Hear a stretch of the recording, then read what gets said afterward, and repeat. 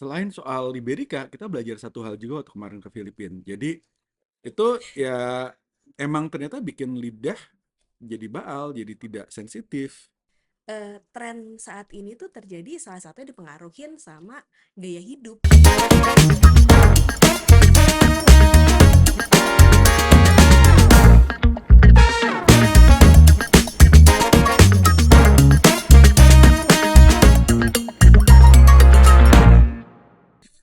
Ketemu lagi di Rumah Tangga Kopi. Jadi kita kemarin-kemarin abis pulang dari Filipina ya kita. Jadi eh, tahun lalu bisa dibilang kan tahun kami pergi kemana-mana banget tuh sampai di titik yang ngeliat bandara udah mulai enek ya gitu. Iya. Tahun ini kita agak agak slow, agak pelan, tapi walaupun pelan ketika kita pergi kok ya rata-rata berkesan ya. Mm-mm. Sebelumnya kita sempat ke WOC Bangkok, terus sudah WOC Bangkok kita ke Filipina. Filipina. Nah, di Filipina kami diminta tolong oleh teman-teman di sana untuk membantu menjuri Philippine Gen- Coffee Quality Competition Ya, PCQC. Ini bukan kali pertama, jadi Filipina udah ngelakuin ini sebenarnya lama banget dan saya termasuk yang kagum dengan organizernya ya karena mereka terus ngelakuin, mereka konsisten dan yang bisa dilihat adalah kualitasnya jauh lebih membaik. Kita pernah bantuin dulu waktu pandemi mereka ngirim kopi ke sini, ya, kopi yang dikirim ke sini sama yang kita rasain kemarin jauh jauh banget ya, banget. jauh banget bedanya. Nah, eh waktu Uh, kita ke sana kan biasanya kita tahu Filipina banyak Liberikanya kan iya, gitu loh. gitu.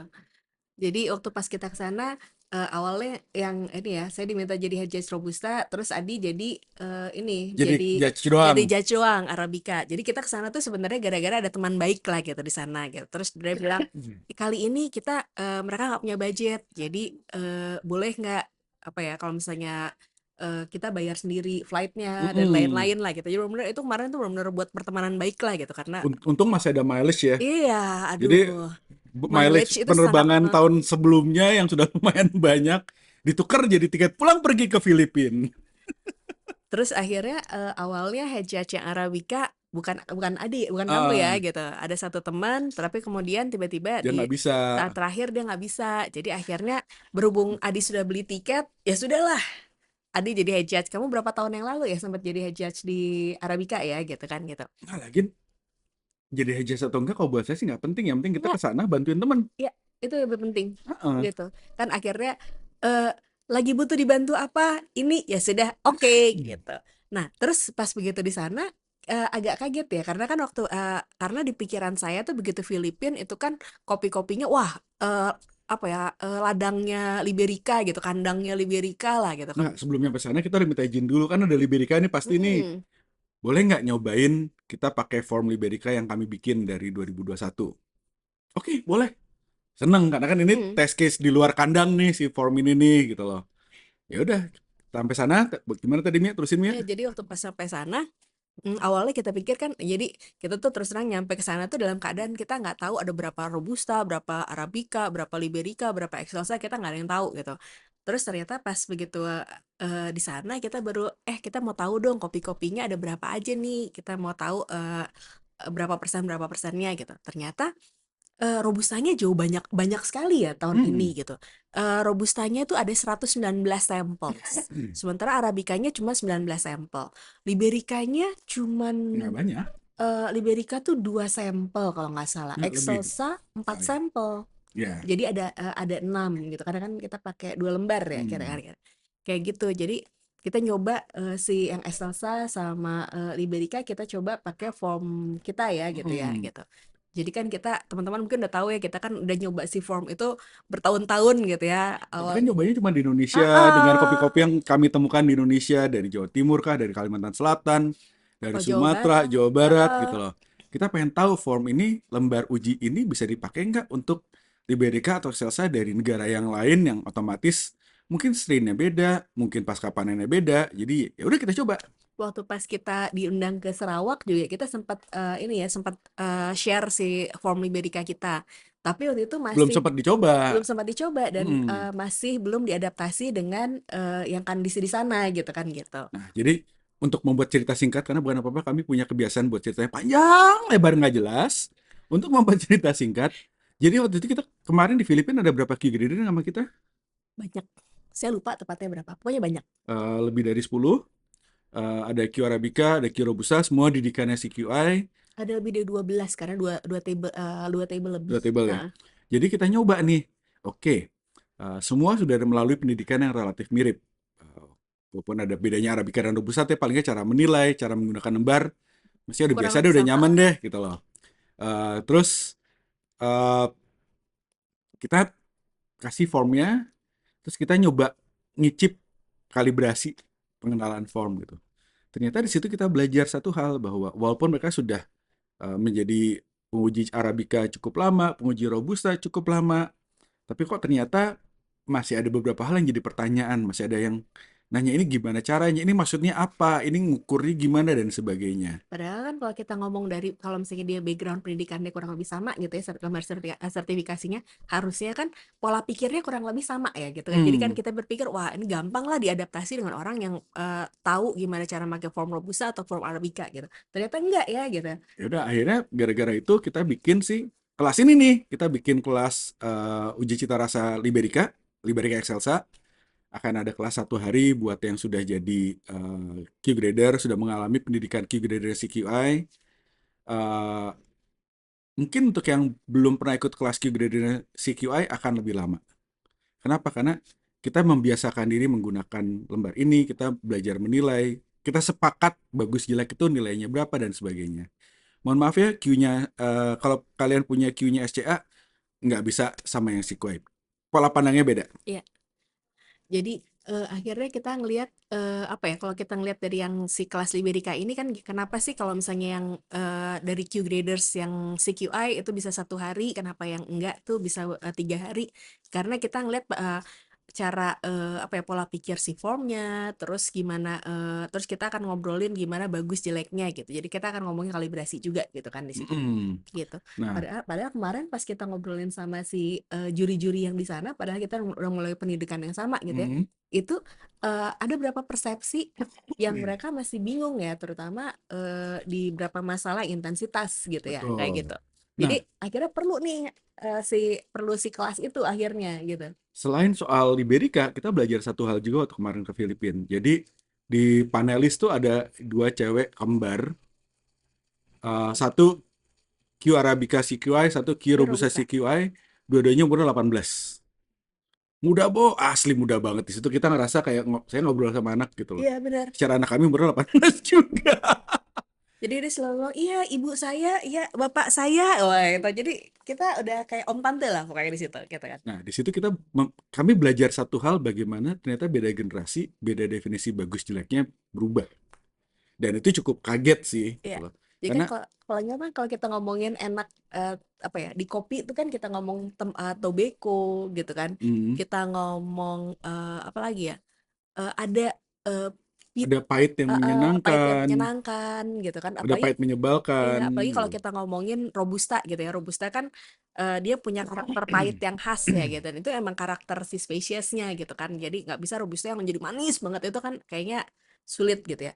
Nah, terus jadi si anak-anak ini tuh tidak familiar dengan bahwa ada beberapa karakter manis, pahit manis yang menyenangkan. Nih, salah satunya tembakau itu karena Jadi mereka nggak ngerokok ya gitu. jadi pada saat kita kalibrasi awal pagi-pagi sebelum kita mulai penjurian, ada beberapa kopi yang membuat mereka yang ini kok nilainya pada tinggi-tinggi sih, nilai saya jelek.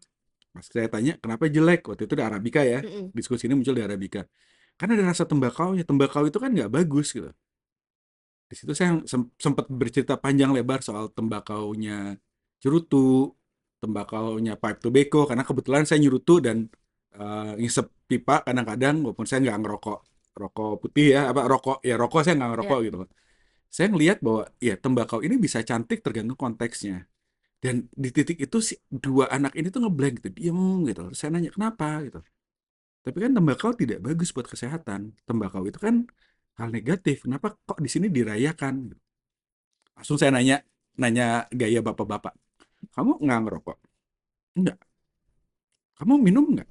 Karena bagaimanapun juga Filipina kan orang yang kultur minumnya kuat ya. mm, Enggak minum. Kenapa? Karena 2 hal itu nggak bagus buat kesehatan. Terus kamu ngapain? Ya kita hangout, kita lari dan lain-lain. Di situ masih yang ngantung, masih yang oke, beda gitu. Terus mulai saya cerita ke Mia dan kita cerita ke kapal-kapal lain yang tua, yang Mm-mm. ya seusia kami lebih muda dikit gitu loh.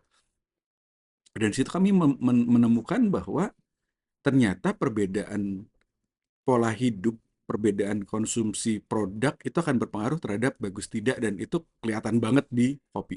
Jadi akhirnya karena ada eh, kalau anak-anak kita nggak ngerokok kan paling mudah adalah kita mengalihkannya ke oh kalau wine tuh ada karakternya kayak gini nih. Bayangin kalau misalnya Bordeaux atau bayangin berapa wine yang lain ada tobacco di wine. Tobacco itu beda nih kalau misalnya kita ngomong tobacco di kopi, tobacco di wine, kita ngomong tobacco di single malt gitu kan.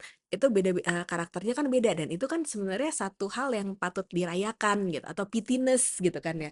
Itu kan juga satu hal yang patut dirayakan. Itu tuh mereka sulit sekali gitu ya untuk catching up ke situ gitu. Tapi kemudian setelah gantung, setelah ngobrol sama yang lain, saya nanya ke mereka besokannya. Kalian nggak ngerokok kan? Enggak. Kalian tidak minum alkohol? Enggak. Kalian ngepot nggak? Ngepot. Kenapa? Ya karena itu, ya sekarang ya banyak anak-anak muda yang ngepot gitu loh. Di situ saya mulai ngeliat konteks antara, iya ya, kalau ngepot kan tone rasanya cenderung manis, tone rasanya kuat, ringan gitu. Dan itu buat saya relate ke bagaimana orang sekarang senang dengan kopi-kopi yang di-infuse yang rasanya emang in your face banget, rasanya kuat banget. Ketika cerita sama Mia, Mia nggak pernah ngepot. Iya, saya dulu ngerokok. Terus akhirnya ya nyigar juga pipe tobacco juga tapi nggak apa ya nggak rutin lah gitu pada dasarnya. Karena kita ngejar rasanya ya, kita nggak Betul. ngejar nikotinnya Iya gitu loh. gitu. Nah, Nah, terus kemudian diskusi, Mia nggak ngepot, Mia nggak ini. Akhirnya, ya udah buat pembuktian. Saya beliin dia pot. kan tentu saja semua teori itu kan harus dibuktikan deh. Kan kalau nggak dibuktikan itu kan cuma omongan doang, bener nggak sih? Kan kita cuma bilang, wah satu lebih bener daripada yang lain nggak bisa. Itu kan harus dibuktikan secara ilmiah gitu kan. Saya beliin pot dengan karakter rasa yang disarankan oleh mbak-mbak Indomaret, minimarketnya. Jadi pas tanya, ini mana? Ini aja pak, ini lebih bagus. Oh iya, kita ini ngikut best aja. seller. Secara nggak ngepot juga gitu. Coba, terus kesimpulan kamu gimana dengan ngepot? Bingung karena kuat banget rasanya. Itu sampai sakit lidahnya. Dan akhirnya eh, awalnya saya pikir kopi yang saya minum waktu itu adalah kopi wash process. Terus setelah lama gitu saya kumur. Terus akhirnya saya diam dulu, minum air putih banyak. Terus saya baru sadar bahwa kopi itu ternyata kopi natural. Jadi bisa dengan kata lain si pot itu mengubah persepsi rasa kamu kan? Iya, jadi kayak nambing gitu loh lidah saya. Dan itu menjawab pertanyaan kami ke beberapa teman-teman atau siswa yang muda-muda gitu. Menurut kalian wash gimana? Nggak kerasa gitu doang, cuma pahit doang, nggak jelas. Sementara begitu dikasih natural, apalagi yang infuse, mereka yang, wah ini enak banget. Karena ya di satu titik kayak ngepot kayaknya bisa dibilang ya. Mungkin. Rasanya instan, rasanya kuat langsung di depan. Itu ngingetin saya sama dulu ada salah satu siswa Q grader ya, Q Arabica ya. Hmm. Yang akhirnya dia nggak lolos-lolos di satu subjek karena apa ya Yang vape, nge-vape itu dia lolos di yang nggak lolos di sensori kok itu kan sensori sama factory. Dan nilai dia emang berantakan sih iya kalau ngeliat, nggak ngeliat dari skala ya. tapi maksudnya si dia tuh kan sensori itu kan yang gampang banget Oh, lah bentar gitu dulu. Ini sebenarnya. cerita yang mana? Ada dua orang nih. Yang cowok Ya, dua-duanya cowok. ya ya ya yang cowok yang nge-vape Oh, yang vape. kayak Oke, Dragon oke. gitu. Ya, akhirnya setelah dia gagal berulang kali, udah retake, retake, retake, retake, akhirnya kita iseng ya. Mm-mm. Gimana kalau lu berhenti nge-vape, lu ke toko sebelah beli rokok. Lu hari ini ngerokok aja. Lu jangan nge-vape. Tapi kan gini, udah lu ngerokok aja dulu.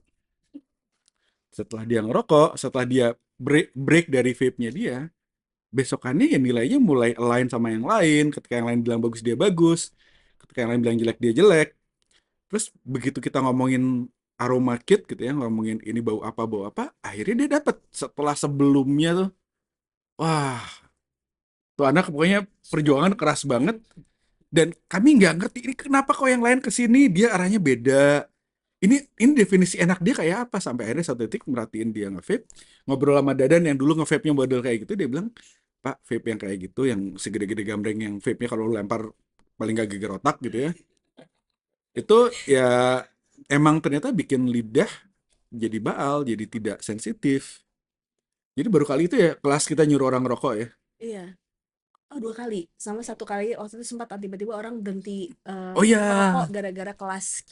jadi Kata kita, gara-gara kelas Q ada yang berhenti ngerokok gara-gara dibilangin kalau ikut kelas Q-nya si QI jangan ngerokok. Berhenti, dia berhenti sehari sebelum kelas. Begitu kelas bubar semua, dia nggak bisa bedain manis dan sorry, dia nggak bisa bedain asam dan asin ya. iya, asin dia berantakan. Tukar asam asinnya. Gitu. Ya. Jadi ya gimana pun juga kami merhatiin bahwa apa yang kita konsumsi itu akan mempengaruhi kemampuan kita merasa. Ini bukan berarti bahwa nge-vape itu jelek dan lain-lain ya, tapi ini akhirnya kita ngelihat bahwa oh ternyata tren saat ini tuh terjadi salah satunya dipengaruhin sama gaya hidup gitu kan gitu kan gimana Mm-mm. pun kan gaya hidup akan mengaruhin enak nggak enak bagus atau enggak gitu kan dulu tuh saya nggak ngerti kenapa sih orang suka yang kayak gini gitu kan itu kan terlalu terlalu kuat banget gitu terlalu intens banget gitu oh ya ternyata makin tapi ternyata laku berarti kan itu kan enak ya gitu kan maksudnya berarti itu bagus gitu kan berarti ada satu market yang bisa accept itu gitu kan kan kalau kita ngomong bagus enggak itu kan sebenarnya kan kita ngelihat dari harusnya dari statistik ya gitu ya kita ngelihat kita bukan berarti kita tuh yang paling bener gitu tapi kita ngelihat dari statistik tuh gimana gitu kalau misalnya ternyata ada yang chunk besar dari populasi itu yang bilang itu bagus berarti kan harusnya ada hal bagus yang bisa didapat dari situ gitu kan jadi ya ini melihat bahwa oh ternyata gaya hidup pengaruh banget ya ke situ gitu kan gitu. Jadi gara-gara kami jalan-jalan ke Filipina, ke Manila, dua hal yang ya dampaknya besar ya. Mm-mm. Satu, kita melihat bahwa lembar Liberica yang kita bikin itu bisa digunakan tidak hanya di Indonesia, bisa diadaptasi dengan mudah oleh mereka yang pernah ikut kelas Q grader-nya CQI.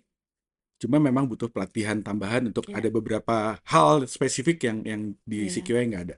betul. Karena kan spesiesnya juga berbeda ya gitu. Jadi pasti butuh ada berapa training sedikit lah gitu kan situ paling enggak. Dan satu lagi adalah soal ini apa namanya Yang menarik, behavior manusia tadi. iya. Yang menarik buat saya tuh salah satunya adalah yang nilai kopi-kopi yang dari hasil akhirnya si PCQC itu sih. Jadi kita ngelihat kan itu kan kita dari berapa 12 cover ya kalau nggak salah. Pokoknya lebih dari 10 lah. Terus eh, nilai kan kalau misalnya kita ngelihat yang robusta itu kan dia dibagi robusta natural sama eksperimental. Yang arabica itu dia arabica wash, honey sama natural. Sama ada eksperimental kalau nggak salah. Tapi eksperimental masuk ke natural. Eksperimental Nggak dipisahin ya nggak di bisa Arabica. akhirnya. Jadi kalau dilihat nilai-nilai yang arabikanya yang paling tinggi malah arabica wash. Terus kemudian robustanya nilai yang paling tinggi justru robusta natural, bukan Jadi kalau eksperimental. robusta natural di klasifikasi robusta natural nilai paling tingginya dan robusta eksperimental nilai paling tingginya tetap lebih tinggi yang Natural. natural. Walaupun Jadi, dia udah dipisahin nih, ah, udah dikelompokin sendiri karena banyak banget yang bikin eksperimental di robusta dan sebenarnya bagus-bagus. iya gitu. Pas kita ngekap teh wah, tapi begitu dibandingin nilainya ternyata masih mendingan yang proses klasik.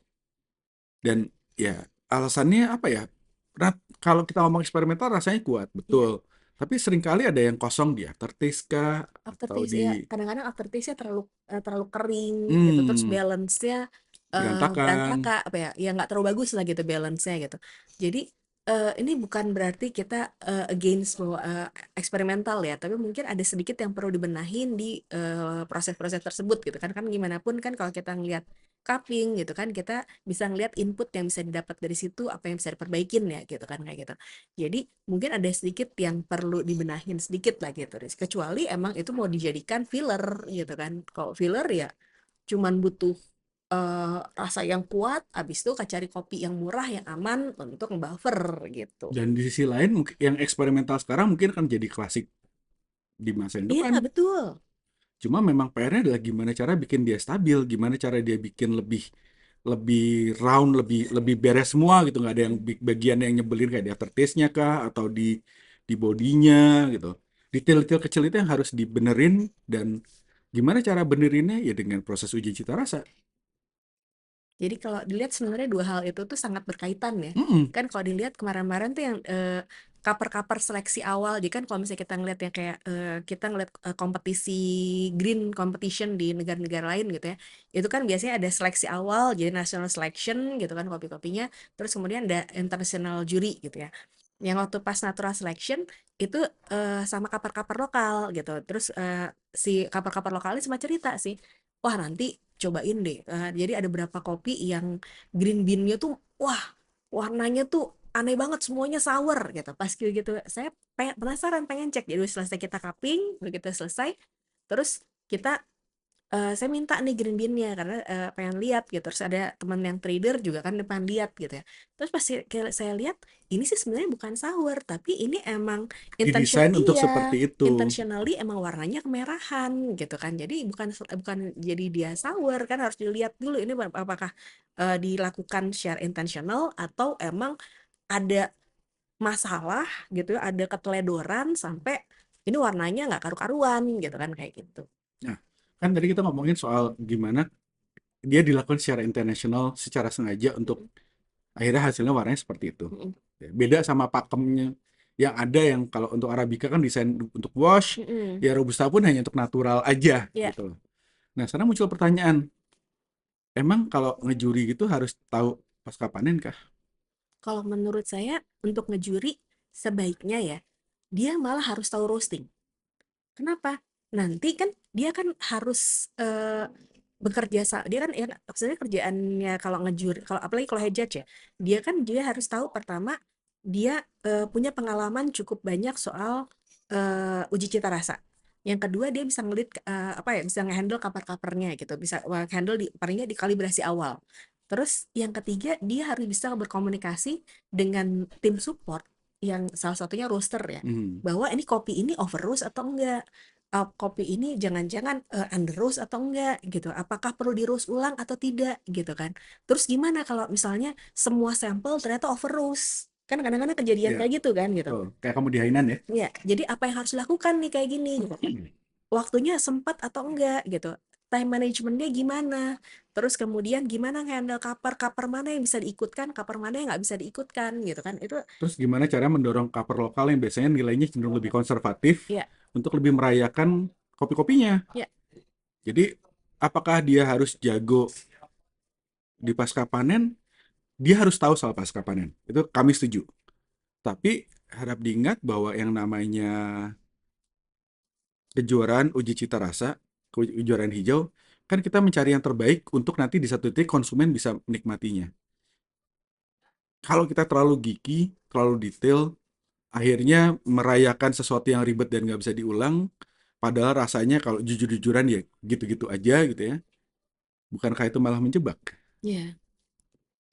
Jadi ya kalau buat saya ya konsumen punya hak untuk memilih sih akhirnya Ya, gitu.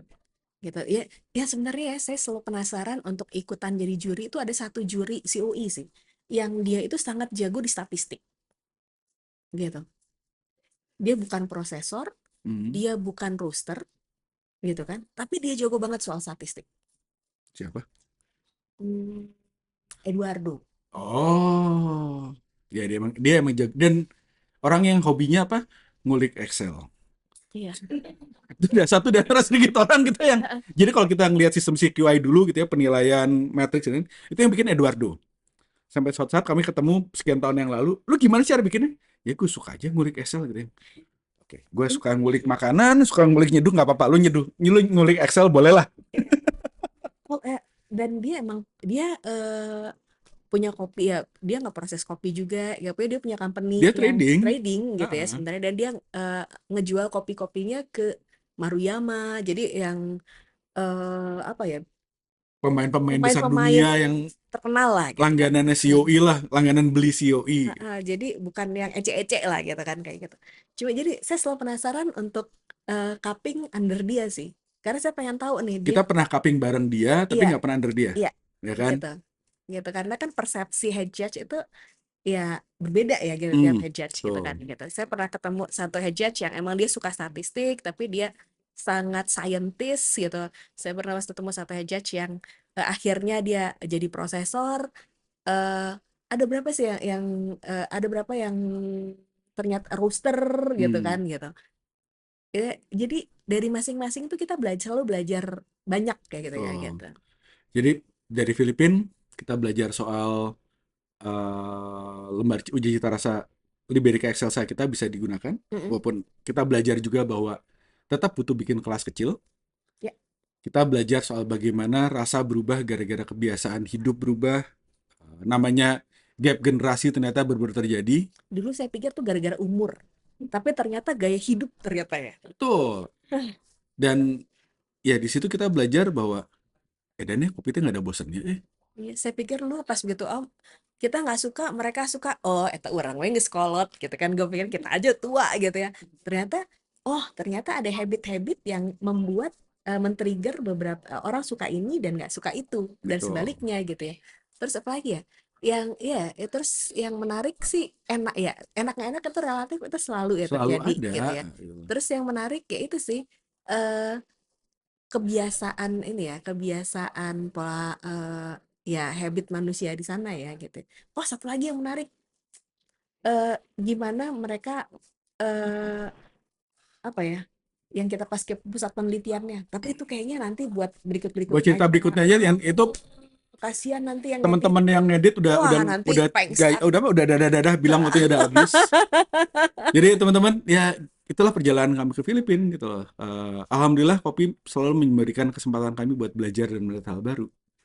Eh, dan mungkin itu yang bikin kita tetap senang kerja di kopi ya. Iya, Kita bukan terus cuma stagnan, bukan iya. cuma soal siapa paling kuat teriaknya. Ya kita belajar soal bagaimana manusia beda-beda. Satu hal yang saya selalu kagum sama kopi ya. Begitu saya ngerasa saya tahu sesuatu, kopi itu nggak buktiin bahwa saya tuh nggak tahu apa-apa. Kopi senang menunjukkan bahwa kita salah. Iya. Atau bukan kita salah, tapi memukul ego seseorang. Jadi Gitu. selamat melanjutkan perjalanan di kopi teman-teman. Jangan mundur kalau ada masalah. Selalu Jangan senang-senang. selalu senang-senang. Heeh. Ini cuma kopi doang Iya, kok, bukan hidup ya. nggak usah diribetin, nggak Dan usah. kalau ada yang beda pendapat, tenang. Iya, Soal agama aja kita beda pendapat, ini cuma kopi doang. iya. Oke? Pokoknya kalau misalnya enak nggak enak, satu orang bilang enak, satu orang nggak bilang nggak enak, udah nggak usah diributin gitu kan. Santai aja, kita sama-sama ngopi bareng gitu kan. Kita ngopi-ngopi seru lah gitu. Sip. Makasih ya teman-teman ya sudah mendengarkan kami bercerita soal Filipina, soal pengalaman kami belajar soal manusia dan hal-hal lainnya. Sampai ketemu di yang berikutnya ya. Terima kasih.